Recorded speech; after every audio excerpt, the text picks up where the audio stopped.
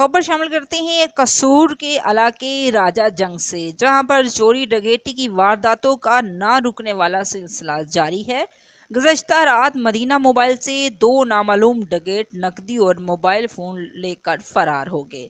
राजा जंग शहर और गिरदोनवा में चोरी डकैत की वारदातों का होना मामूल बन चुका है। गुज़श्ता रात दो नामालूम डकैत मेन बाजार राजा जंग में मदीना मोबाइल से 1,65,000 पे नकदी और 6 अदद कीमती मोबाइल फोन लेकर फरार हो गए। 15 पर कॉल पर पुलिस थाना राजा जंग ने मौके पर पहुंचकर कार्रवाई का आगाज कर दिया है।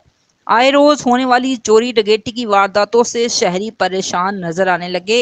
शहरियों ने डीपीओ कसूर और आईजी पंजाब से बढ़ती हुई चोरी डकैती की वारदातों पर नोटिस लेने का मुतालबा किया है।